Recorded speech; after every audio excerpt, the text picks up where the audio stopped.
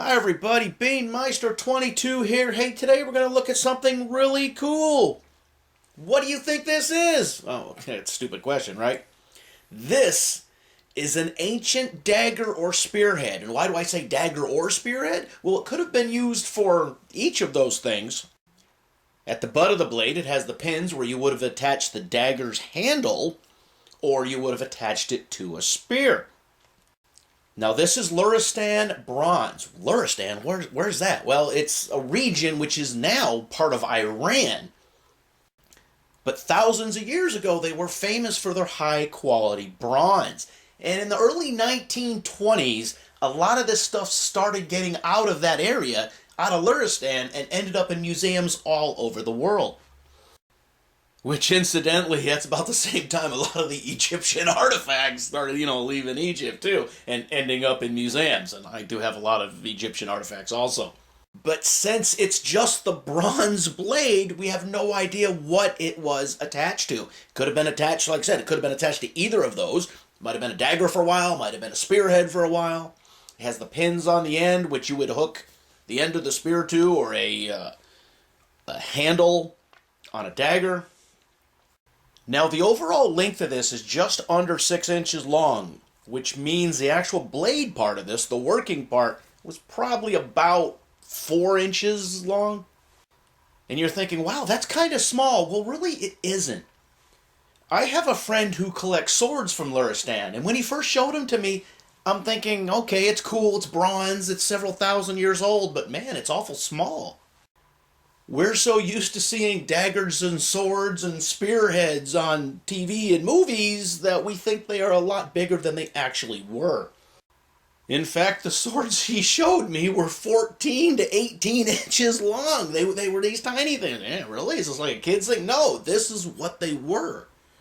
So these bigger swords you see, even when you're looking at the ancient things, not like medieval times or, Game of Thrones or something, but when you're looking back to ancient Egypt and Luristan and Spartacus and things, the swords weren't that long or big or wide, but they portray them that way in the movies.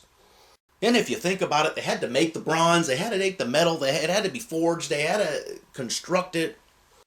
It was a semi-rare commodity. You had to be a skilled artisan to make it, and you don't need a lot of waste there. It is what it is. You need a knife, you need to be able to stab somebody or cut somebody, or this is what it is. And you'll find that same thing when it comes to spearheads and arrowheads sometimes. You say, man, that's a nice looking arrowhead. No, that was a spearhead. A lot of arrowheads are these teeny tiny things, especially if they came from Africa or North Africa or Europe. And you might find some smaller arrowheads in the North American natives' history, but a lot of the ones, it's kind of weird, that come from North America, they were much bigger arrowhead.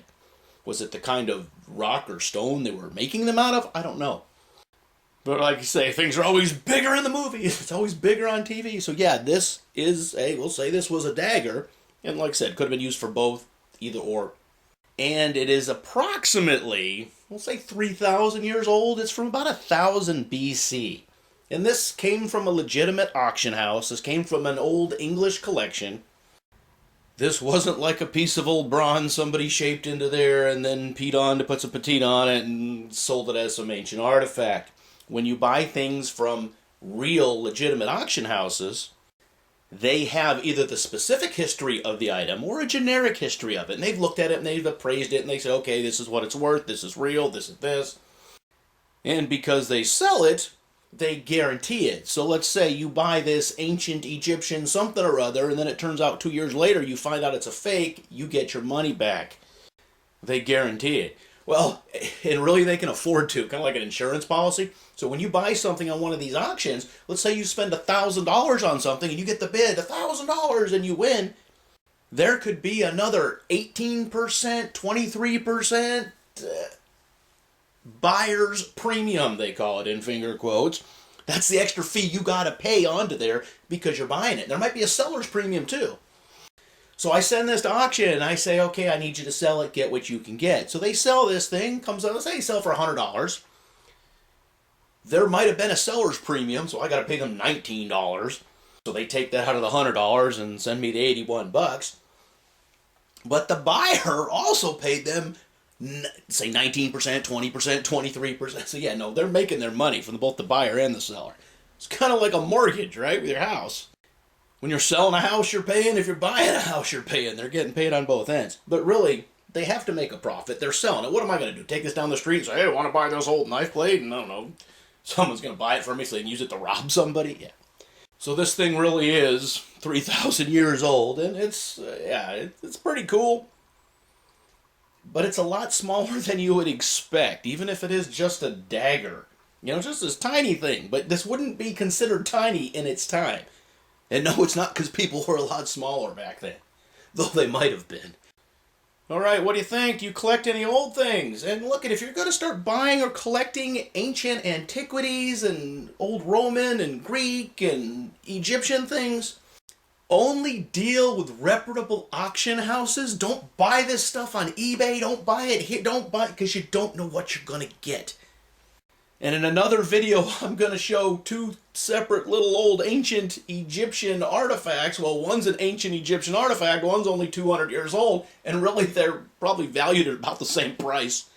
So only buy from reputable dealers who guarantee that what they have is real and are willing to give you your money back if it's not. All right, so do you collect things? Do you want to collect things, or do you think this is one of the stupidest things I've ever paid money for? So leave your comments in the comment section, as always. Thanks for watching.